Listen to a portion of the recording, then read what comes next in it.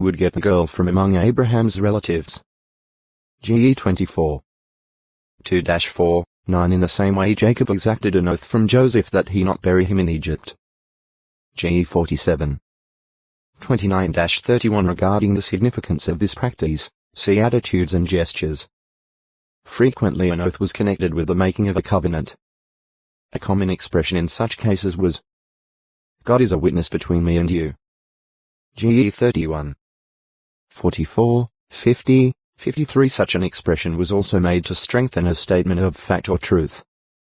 Moses calls on the heavens and the earth as witnesses when discussing Israel's relationship in their oath-bound covenant with Jehovah. De 4. 26 Often a person or persons, a written document, a pillar, or an altar stood as a witness and reminder of an oath or a covenant. GE 31. 45-52. De 31. 26. Jos 22. 26-28. 24. 22, 24-27. See Covenant. Under the law. Instances in which oaths were required of certain persons under the Mosaic law were: of a wife in the trial of jealousy New 5. 21, 22, of a bailee when property left in his care was missing X 22. 10, 11, of the older men of a city in the case of an unsolved murder 21. 1-9. Voluntary oaths of abstinence were allowed. New 30. 3, 4, 10, 11 Servants of God were sometimes adjured by one in authority, and they told the truth. Likewise a Christian under oath would not lie but would tell the whole truth called for, or he may refuse to answer if it jeopardizes the righteous interests of God or of text to acute miritra longo. Obadiah 518 Jesus Christ did not hereby prohibit the making of all oaths, for he himself was under the law of Moses, which required oaths under certain circumstances. In fact, when Jesus himself was on trial he was put under oath by the high priest, yet he did not object to this, but gave an answer. Mount 26. 63, 64 Rather, Jesus was showing that a person should not have two standards. The keeping of one's word, once given, should be viewed as a sacred duty and should be fulfilled just as an oath would be. The person should sincerely mean what he says. He shed further light on the meaning of his words when he exposed the hypocrisy of the scribes and Pharisees by saying to them, Woe to you, blind guides, who say, if anyone swears by the temple, it is nothing. But if anyone swears by the gold of the temple, he is under obligation. Fools and blind ones. Which, in fact, is greater, the gold or the temple that has sanctified the gold? He went on to say, He that swears by heaven is swearing by the throne of God and by him that is sitting on it. Mount 23. 16-22. By the false reasoning and hair-splitting casuistry of these scribes and Pharisees, as here pointed out by Jesus, they justified themselves in failing to carry out certain oaths, but Jesus showed that such swearing on their part was being dishonest with God and was actually reproaching his name, for the Jews were a people dedicated to Jehovah. Jehovah plainly states that he hates a false oath.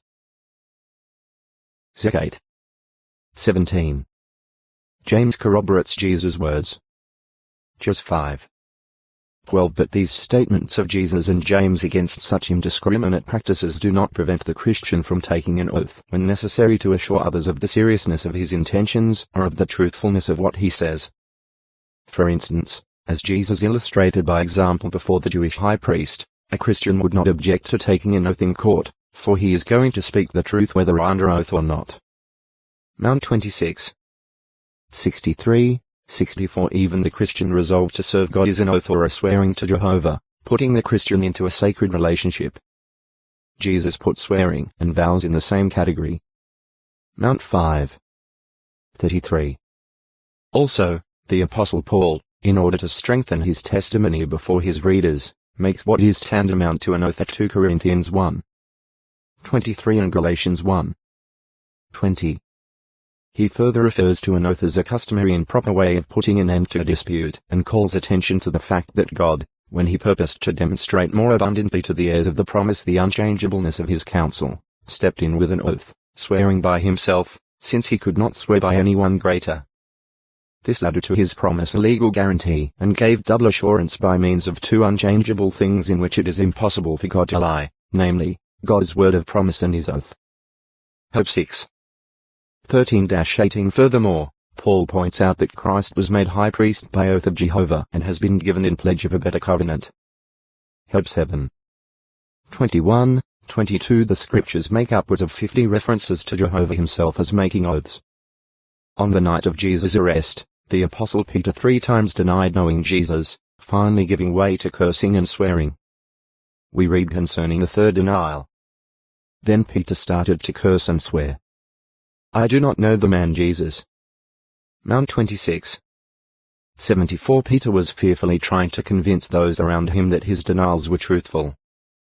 By swearing to the matter, he was taking an oath that his words were true and that a calamity might befall him if they were not. See also curse. Obadiah O.Ba. Servant of Jehovah. 1. A family head in the tribe of Issachar. Son of